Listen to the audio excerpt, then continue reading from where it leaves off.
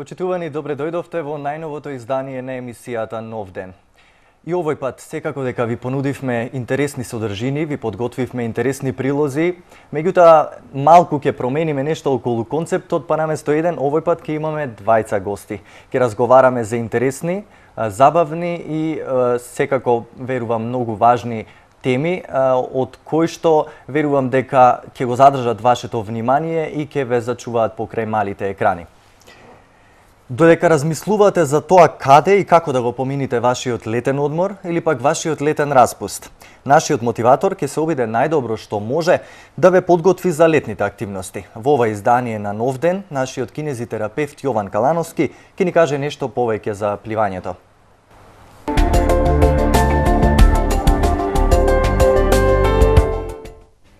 Во претходните изданија на емисијата Нов ден често зборувавме за спортските активности кои што ги имаме во текот на нашиот живот. Спортски активности од затворен карактер, спортски активности од отворен карактер, зборувавме за проблемите на најмладите, на децата, зборувавме за проблемите кај возрастните, зборувавме за можните нивни физички активности и слично. Во ова наше издание ќе зборуваме за спортски активности кои што ние можеме да ги имаме во текот на следново лето. Кои се тие активности би ги наброиле накратко? Тоа може да биде најважен спорт би било пливањето, најважна дисциплина би кажал. Планирањето исто тука е голем и важен фактор на оваа тема. Би кажал имаме доста отворени терени за тенис, за некои спортски активности за малите деца и слично. Секако најголемо внимание привлекува пливањето кој што сите го очекуваме. А зошто е тоа најважно за нашето здравје, за нашата мускулатура, накратко би објасниле вака. Пливањето како еден спорт кој што секој си го гледа на посебен начин, кој заради трошење на калории, кој заради зацврстување на мускулатура, кој од здравен карактер или слично. Кога би зборувале на трошење на калории, би кажале дека во пливањето се троши доста калории. Се трошат доста калории, би кажал подеднакво како трчање, како џогирање, како возење велосипед, но имаме на голем плюс тука кај него затоа што ние сме заштитени, предпазени од можни повреди, од болки во мускулатурата, од болки во зглобовите и слично. Воено низ пливањето ја зацврстуваме цела таа мускулатура. Значи, пливањето е еден спорт каде што несвесно, можам да кажам, ние го тренираме целото тело. Покрај тоа што го тренираме и го истегнуваме истото. И секако сме заштитени од можни повреди, сме заштитени од можни компликации кои што би настанале во ова спортување.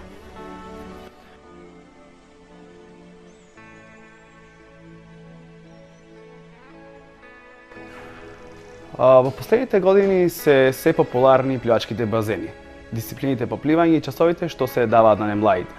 Со тие часови најмладите може да се заштитат од можни деформитети во иднина, да се предпазат, да си го тренираат своето тело и да се одржуваат во една здрава и убава форма. Често сме се среќавале со тоа како пливањето е еден вид рехабилитационен метод. Зошто? Накратко би кажале дека скоро секој од вас се сретнал со консултација и совет од некој лекар или специјалист како тоа пливањето може да ви ги реши некои проблеми во пределот на грбот, вратот или слично. Значи, во денешно време, се почесто и почесто спортовите се бараат како метод за рехабилитација, а пливањето е еден од нив, затоа што, како што веќе кажавме, додека се плива, додека се работи тој спорт, телото е максимално предпазено од проблеми, а воено се активираат мускулите, а воено хрбетот ние имобилизирам или немаме никаков притисок врз него. Така да ги третираме мускулатурата на хрбетот и на грбот без можност за некои потешки проблеми да настанат низ тоа вежбање. Веќе кажавме дека пливањето е еден рехабилитационен метод, но не ги спомнавме проблемите кај кои што најмногу има улога. Секако тоа се проблемите во грбот, или познатата ишијалгија, проблемите во вратот, спондилоза, болките во грбот, болките во нозете и слично. Атрофираната мускулатура многу добро се сврстува со пливањето, многу добро се подобрува циркулацијата на целото тело и целата општа физичка подготвеност. Но да кажеме како што делуваме и на физичката мускулатура, се делува така и психички. Пливањето може многу добро и многу ефективно и ефикасно психички да не одмори, да не релаксира, да не направи поведри, посвежи, понасмеани и пободри за наредниот ден. Но секако колку и да е тоа безопасен спорт, колку и да е тоа и добар за нашето здравје, мора да внимавате на вашето дозирање. Внимавајте, дозирајте според тоа колку сте вие способни, колку во моментот можете да дадете и колку се чувствувате дека можете да дадете. Наравно, мора да посветите максимално внимание како воедно да тренирате и да вежбате секој друг спорт.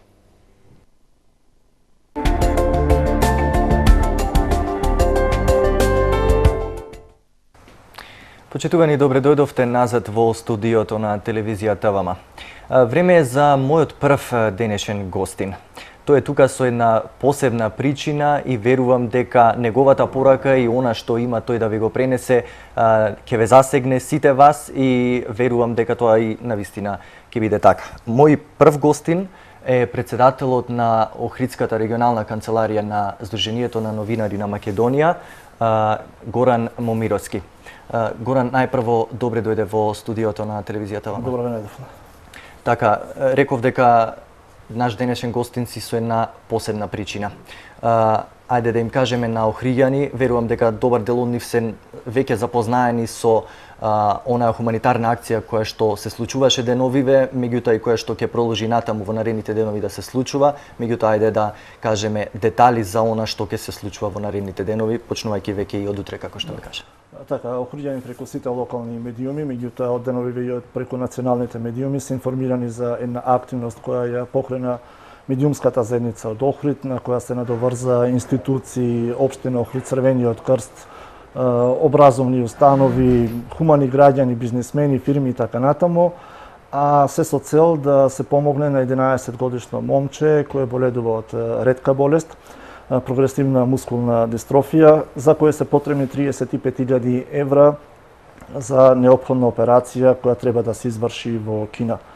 Акцијата, како што напомнав, е во тек во неделата на градскиот плоштад, како што и информира медиумите, се одржа хуманитарна собирна акција на која меѓу другото настапија бројни уметници и перформатори од нашиот град. Во акцијата или на акцијата се приклучи македонската машка ракометна репрезентација која токму во Охрид се подготвува пред клучниот бараш надпревар за пласман на светското првенство против Грција.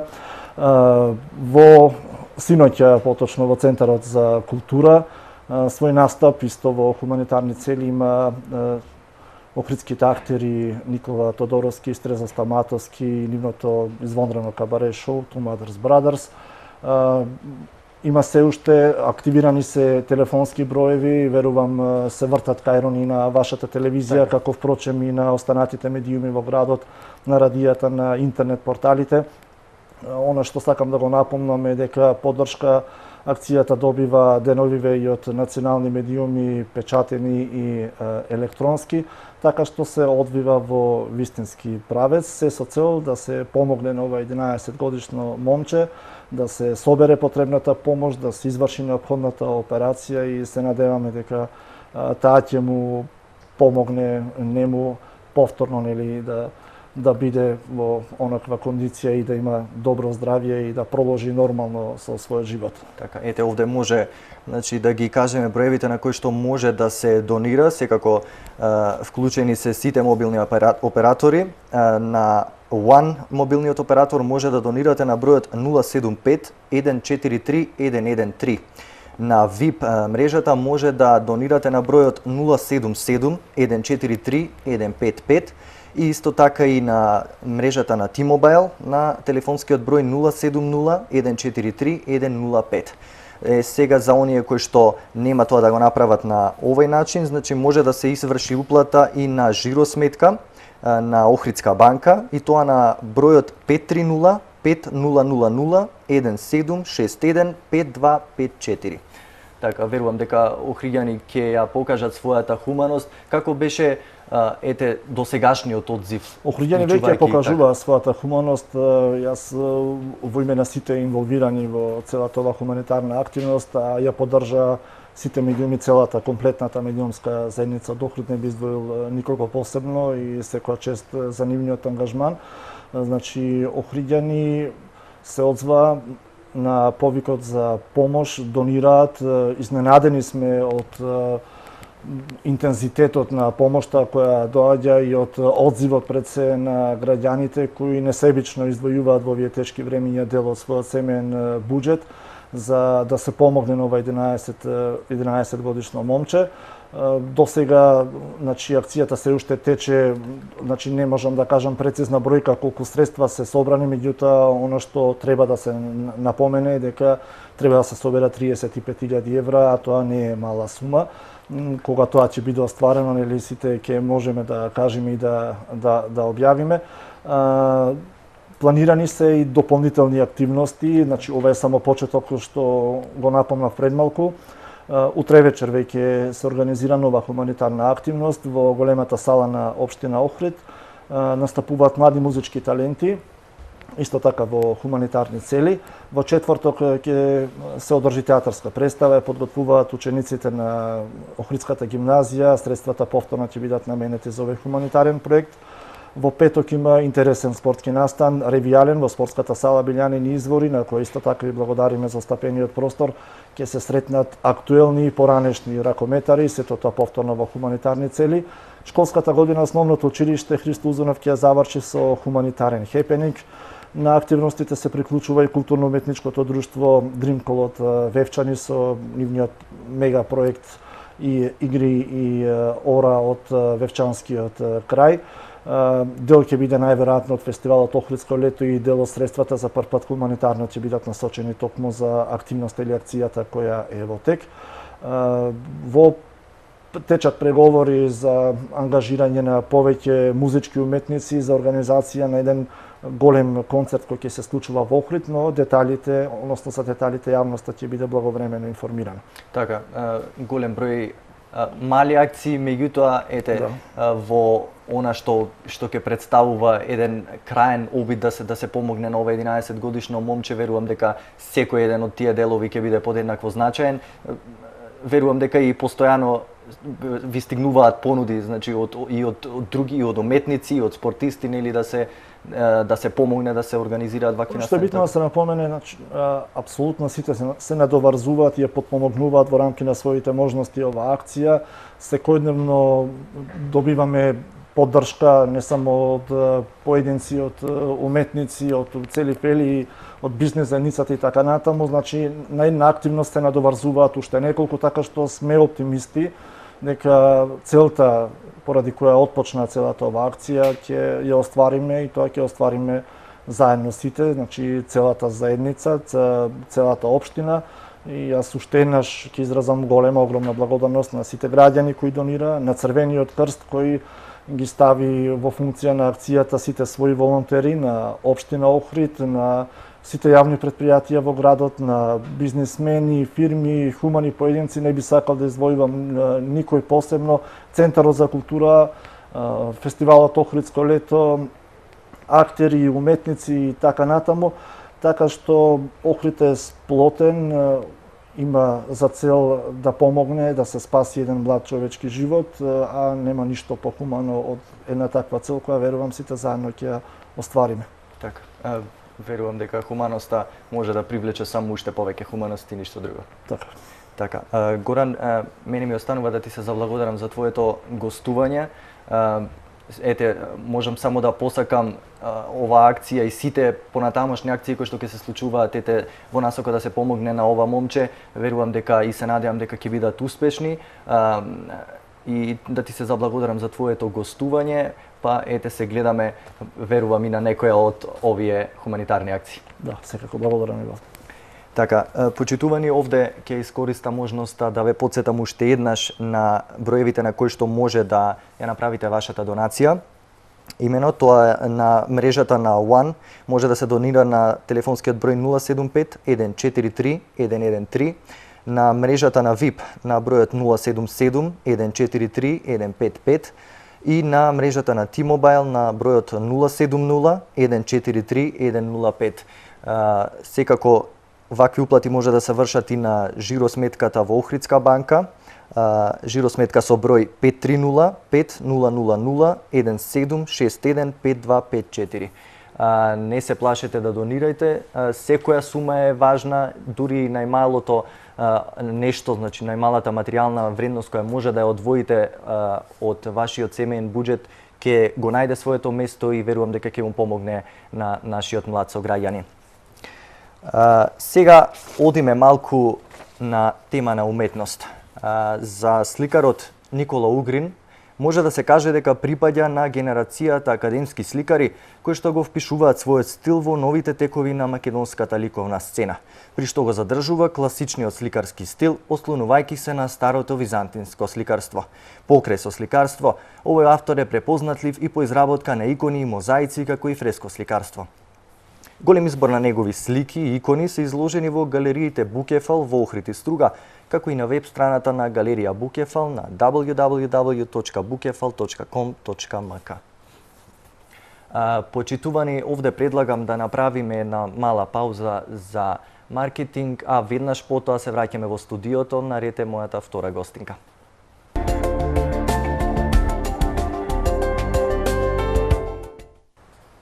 Почитувани, добре дојдовте назад во студиото на телевизија ТВМ. Време е за мојот втор вечерашен гостин, или поточно да кажам моја вечерашна гостинка. Тоа е стрелецот Нина Балабан. Можеби еден од најдобрите стрелци во Охрид и многу пошироко. Нина, добре дојде најпрво. Добре ве најдов. Ајде да го започнеме разговорот со она што беше последно како твој настап. Всушност и во оној неофицијален разговор ти ми кажа дека имаш уште еден златен медал на целото она купче златни медали кои што ги имаш при себе. За кој надпревар станува точно збор? Да, најново е надпреварот на 1 јуни, односно неделата во Битола, и се одржа државно првенство на меѓународна програма, каде што го освоив првото место и се закитив со уште една титула на државен првак. Значи државен првак ни стана уште една шуба. Која поред ти е ова титула државен првак? Пета. Да, јубилејна. Така. Значи си прослави мал јубилеј на тој надпревар. Да. Добро, од она што го имам како информација, значи на овој надпревар му претходеше и онај кој што се одржа исто така во Германија, меѓутоа она што е секако забележително е дека ти не присуствуваше таму, меѓутоа не се причините она што верувам дека се шпекулира во јавност. Зошто ете да им објасниме на гледачите зошто не беше во Германија? Да, во вчерашниот прилог малце е направена некоја одстапка затоа што јас прво не сакав да учествувам затоа што не сум во можност за Германија поради тоа што сум 4-та година гимназија и имав многу подготовки околу матурските испити. Така. Значи, надпреварот требаше да се одржи во сабота, на 31-ви, кога што аз го полагав својот прв матурски испит. А исто така за Кина, за младинските олимписки игри, не сум во можност да учествувам затоа што сите спортисти мора да се родени од 1996 до 1999 година, а јас сум родена 1995. Така, ајде првин ќе речам штета што нема да учествуваш, меѓутоа ти сепак ќе имаш улога, значи во Нанџинг, како не се лажам, така во Кина. Која ќе биде твојата улога? Со благодарение на Македонскиот олимписки комитет, избрана сум за млад амбасадор на спортот од страна на Македонскиот олимписки комитет и Меѓународен олимписки комитет. Најпрви амбасадорство представува, самата титула представува промотер. Со оглед на тоа дека сум амбасадор за спорт, значи промотер на спортот, како и промотер на културата во која што живееме и на сите активности. Најпрво им треба да ги поттикнеме младите се повеќе и повеќе да се бават со спортот затоа што тоа е еден услов за здрав живот. Така. Добро, кога треба да се да се одржи тој надпревар во Кина? Ние имаме 104 амбасадори сме, значи од целиот свет, и бевме на еднонеделен семинар во март.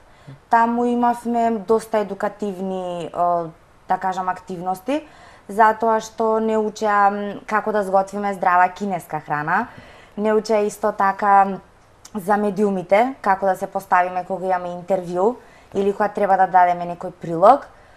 Исто така имавме и размена на поклони, имавме размена на искуства, значи имавме и некои исто така спортисти кои веќе има освоена олимписка медалја.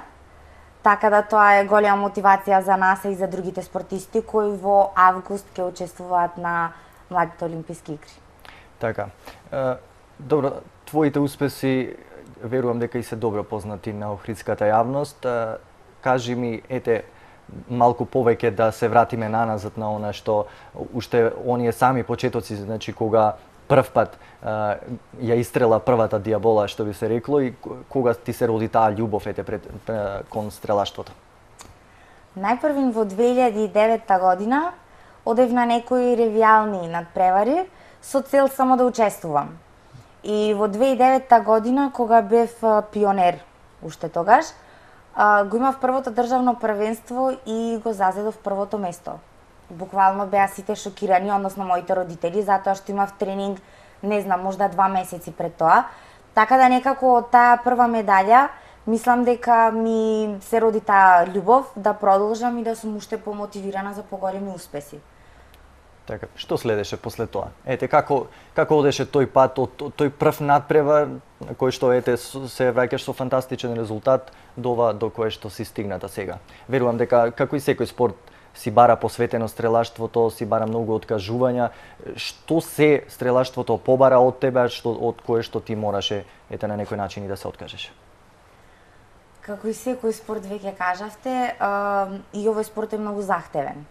Значи, мора да се има огромна дисциплина, мора да се биде посветен на спортот, затоа што без посветеност и без тренинг, односно напорна работа, нема да се добијат никакви резултати. Значи, од тој надпревар, па се до, не знам, до пред 1-2 години, све беа некои во Македонија надпревари, па ќе одевме до Врање, исто и таму имам освојувано многу први и по некое второ место. Исто така и во Приштина, Бугарија, но најпрофесионално почнав да се бавам со спортот од моите први европски првенства. Значи, првото ми беше во Финска, второто во Данска и сега последно е во Москва, каде што имав државен и личен рекорд и бев пласирана во првата половина. Така. Ајде, добро, може би е некое клише да се поставува ова прашање, меѓутоа, која е разликата помеѓу условите за процес за тренирање, меѓутоа и условите во кои што се случуваат надпреварите во Македонија, во твојата родна земја и надпреварите на кои што учествуваш во странство? Па најпрвин, како секој спорт, ние и другите спортисти во Македонија сите имаме проблем со финансиски средства и мене веќе тоа скоро ми е па и нормално, затоа што кога ќе одам на например, кога бев во Москва на европско првенство, јас отидов само со селектор и со никој друг. А сите други репрезентации има 10 члена на репрезентација и во јуниорска и во сениорска категорија, имаат селектор на репрезентација, тренер на репрезентација и обавезно доктор. Значи, ние отидовме скроз сами, буквално јас бев сама таму, така да мислам дека е малку поголем притисокот кога сме негде надвор од нашата држава, затоа што сепак си го наоѓаме своето место во цела Европа. Така. Добро, овие надпревари, особено овие меѓународните кај што се надпреваруваат учесници од голем број на земји, се доста, може да се каже, и посериозни по карактер, нели тежината го прави тоа што учествуваат голем број учесници.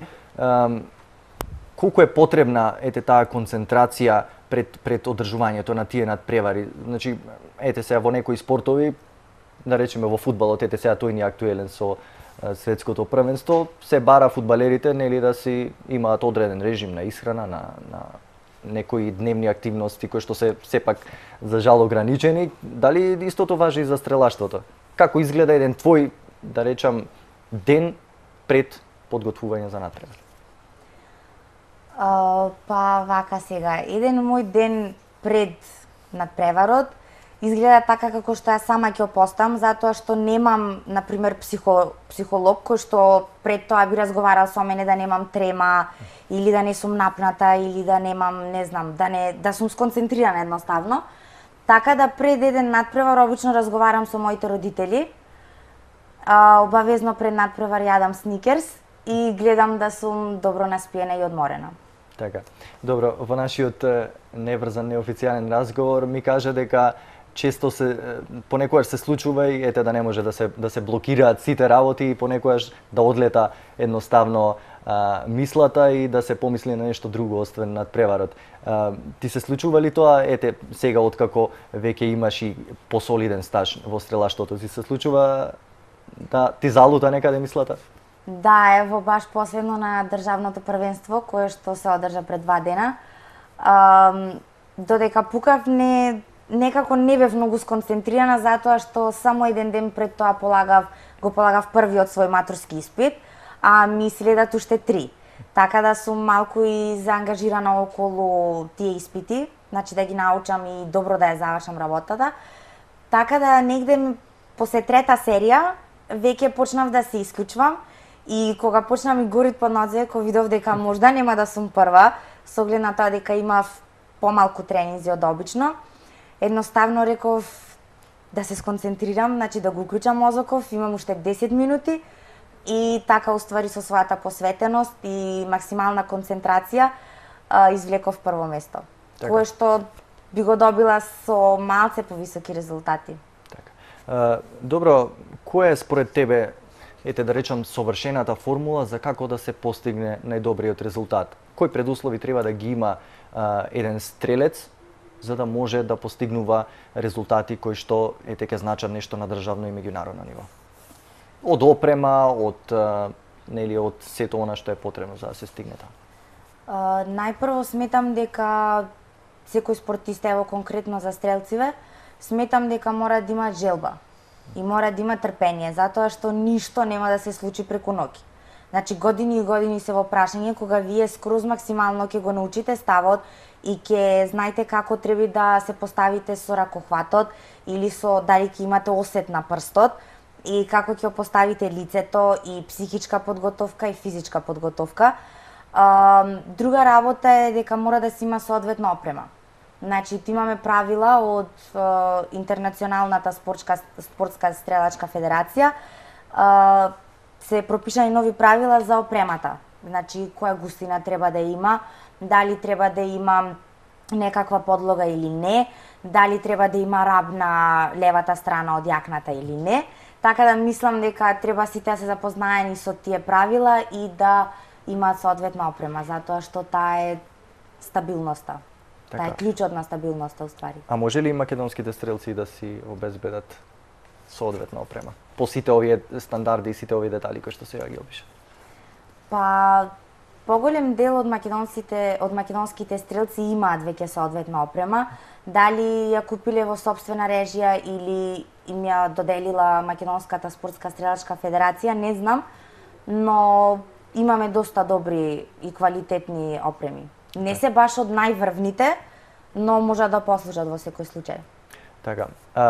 Исто еден куриозитет кој што ми го спомена додека се подготвувавме за овој разговор е дека од 60 надпревари кои што си учествувала ти имаш 59 златни медали. Па да, од прилика не е баш точнава, значи да кажеме, затоа што секоја година имаме купови на Македонија, тоа се 6 купови годишно и плюс едно државно првенство. Исто така одиме 2 пати годишно во Бугарија, на зима обавезно одиме во Врање, сега може да се деси да одиме и во Белград и на некои така по-ситни, да кажам, надпревари. Така. Добро, те фрла од колосек кога нема да испукаш најдобро и кога нема да се вратиш со златен медал? Да, затоа што не само што сакам да сум прва, сакам да имам и доста висок резултат. Значи, кога сум прва, а немам висок резултат, сметам дека не сум дала свој максимум. Така. А што е висок резултат за Нина Балабан? Висок резултат за Нина Балабан е прво место на светско првенство. Значи, најпрвин сакам да се најдам во светот и во Европа, некаде повисоко, значи до, не знам, 4-то место. За нормално, како и на секој спортист, сон ми е Олимпијадата во Рио и веќе таму да имам прво, второ место. Така, како ќе го бркаш учеството во Рио? Па сега имам во план многу доста тешки подготовки, затоа што во септември во Гранада се одржува првото европско првенство, каде што се брка квота за Рио. Така да морам да дам максимум, значи кој досега, така и одсега, и да се трудам да ја добиам таа квота. Така. Добро, Нина, јас верувам дека може да си разговараме уште многу на оваа тема, бидејќи твоите успеси се бројни и за среќа се надградуваат постојано со секој нареден надпревар. Меѓутоа, ете, ќе оставиме нешто и за некоја наредна наша средба. Ми останува да ти се заблагодарам за твоето денешно гостување и ете да ти посакам понатамошни успеси и секако учество на Олимпијадата во Рио де Жанеиро. Ви благодарам, се надевам дека вашите честитки ќе успеат. Така. Почитувани, овдека ќе искористам повторно еден временски интервал да ве потсетам на броевите на кои што може да донирате и да учествувате со своја донација во спас на една бесценета детска насмевка, всушност како што гласи и самата хуманитарна акција. Значи може да се донира на трите оператори, трите мобилни оператори, и тоа на One на бројот 075 143 113, на мрежата на VIP на бројот 077 143 155 и на мрежата на T-Mobile на телефонскиот број 070 143 105. Вашите уплати исто така може да ги правите и преку жиросметката во Охридска банка, и тоа жиросметка со број 530 5000 1761 5254. Тоа е, верувам, мало делче од себе си кое што може да го подарите, а кое што на нашиот млад сограѓанин може да му донесе здраво и безбедно детство. Почитувани, овдека е моментот во кој што со Урбан Сонувач телевизија ТВМ ве носи во иднината. Доколку сакате да погледнете како таа ќе изгледа за вас, проследете го следниот прилог.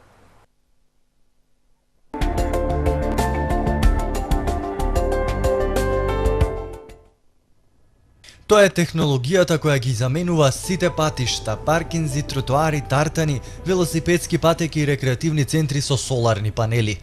И тоа не само оние класични, безживотни, досадни соларни панели, туку смарт, микропроцесирачки и хексагонални соларни единици.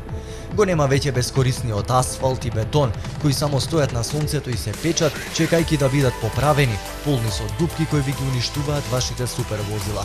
Ова се паметни соларни панели. Се променува по еден панел ако е оштетен или не функционира добро. Прекријани се со нов тип на обработено стакло, кое е дизајнирано и тестирано за да ги достигне сите стандарди за отпорност на удари и товар. А дали ви споменав дека станува збор за соларни панели. Тие генерираат електрична енергија, генерираат пари, се отплаќаат сами по себе и плаќаат и вишок затоа што нема да ни го снема сонцето уште барем 15 милиарди години.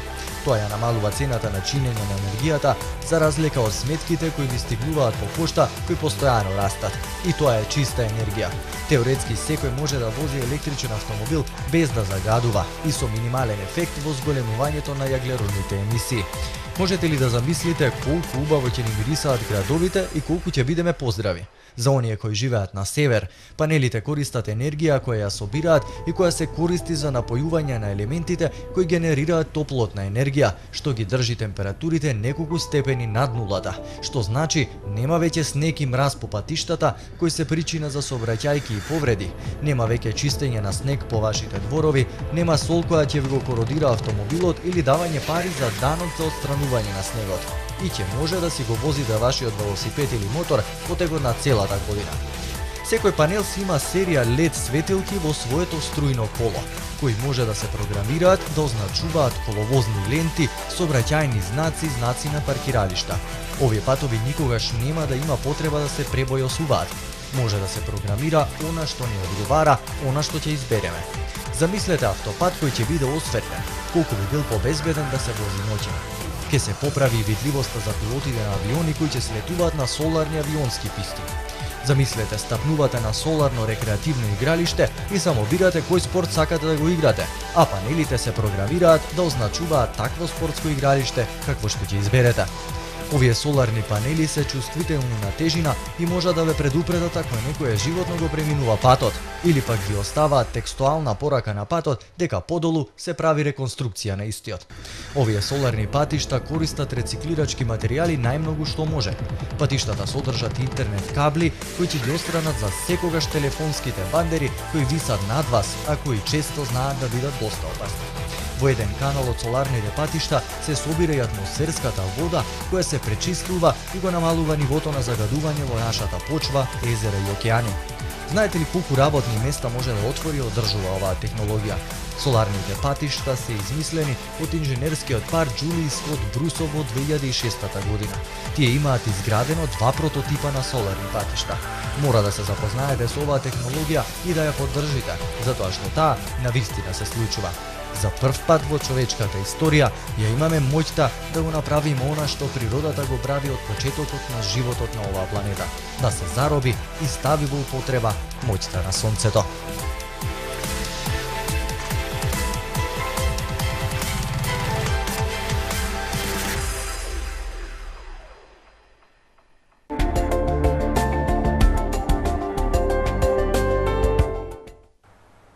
Почитувани, стигнавме до крајот на уште едно издание на емисијата Нов ден. Се надевам дека содржините кои што ги погледнавте го задржаа вашето внимание и ве задржаа покрај малите екрани. Мене ми останува уште еднаш да ве поканам да ја покажете својата хуманост.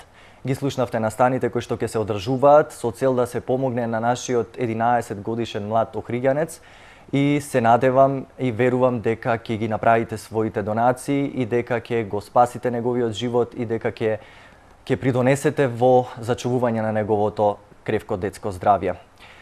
Мене ми останува да ви се заблагодарам за вашето внимание и да ви посакам пријатен ден и да останете со содржините на телевизијата Вама. Пријатно!